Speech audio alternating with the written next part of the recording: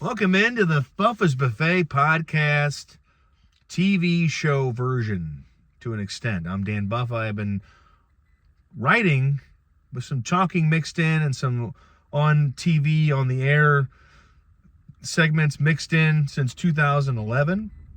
You've seen me on television at KSTK and Fox 2 talking movies. I've talked hockey on St. Louis Game Time. I've talked about everything at KSTK News.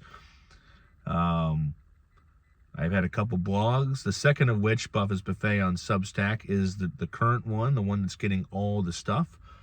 Written stuff, like the review of The Rip, directed by Joe Carnahan, a very, very entertaining and smart thriller that came out on Friday on Netflix. I write about the Cardinals, not as much as I used to. I was usually a 4 to 5 article a week guy on those. Now it's just, if something happens like Nolan Arenado gets traded, I write about it. If I know about it, or I can look it up minimally with some little research, if I can sound like I know what I'm talking about and feel like I know what I'm talking about, I'm going to write about it. Today, we're going to discuss a little bit, maybe 10 minutes or less, because, plumbing doesn't move itself. It never does. Hopefully it doesn't, or else I'm out of a job.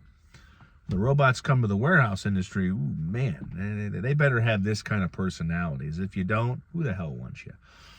So, Landman, Taylor Sheridan co-created one of his babies on Paramount Plus, starring Billy Bob Thornton, a.k.a. a very big St. Louis Cardinals fan himself. Wrapped up its second season last night, and some liked it. Some, like me, I thought I liked parts of it in the first 6 to 7, 8 episodes. And then the last 2 episodes, they really brought it in. Because after the end of the first season, where, spoiler alert, some characters didn't really make it over to the second season, and that had an effect on the ones, obviously, that did. And one of the effects was that the oil company that Billy Bob Thornton works for, that is ran by Demi Moore in season 2, that's been one of the conflicts. And then Andy Garcia's investor, with kind of a criminal cartel-ish background, gets involved more. He had a small role in the first season. He expands that in the second season. And then, of course, just the day-to-day stuff of working on an oil rig, or having to control the politics and the business aspects of that, which is what Billy Bob Thornton's character does. And the actor, who can really just, everybody on the show has got away with dialogue. I think in order to really handle Taylor Sheridan's dialogue, which is not exactly like David Mamet, or more like complex like that, where you really got to have a certain tone, you got to be able to get it out. Thornton just, he handles it the best, I think. And I think everybody else on the show just follows suit. Ali Larder's great. There's so many different character actors on the show. The girl that plays the lawyer kind of really came into her own in the second season. She convinces me that she walks into a police station and her client's there and he's getting mistreated. You don't want her showing up. You just don't. I'm going to look up the actress's name, because I don't just want to do it now. Well, hold on. Let me look up and know. I can start looking at my phone. But that will go into the written part of the article. I usually record these, and then I put a little commentary in the article, and then the video's at the top, and you get to decide if you want to, watch it or not. But she's terrific, and everybody on the show just kind of plays their part right. It's just the story was a little kind of, it's like after the events of the first season finale, it was trying to kind of find itself a little bit. And I think in the end, where Billy Bob's Tommy Norris, who is the landman, he is the guy that finds the land, barters a deal, tries to keep, violent company like the cartel away from those sites, from making it too dangerous to work on. And then, of course, there is the dangers, as we have found out on this show, of working on an oil rig. You can, in 1 minute you could be there, and 1 minute that thing could blow, and it could just blow you up, and you're gone. It's a very, very dangerous job. It's not just being able to work with tools. It's being able to work with tools in a certain environment, at a certain timetable, with other people. And I think the show represents that well. I think it's a detail that I think other shows may just skip over, but Taylor Sheridan does not. And I think that makes the show great. I do think that the season found itself more as the season went on, because you have Tommy Norris's daughter who's going off to TCU to be a cheerleader, and then his wife, played by Angela, played by Allie Larder, who is just great. She steals about every scene she's in. She's coming to terms with the fact that her nest is going to be empty, or her son Cooper is working on the oil rigs, is about really ready, and at the start of the season is trying to own his own oil rigs. And he's got his own romance going on. And Tommy is just he's just basically in the middle of the storm. The second season also brings in the great Sam Elliott as Tommy's dad.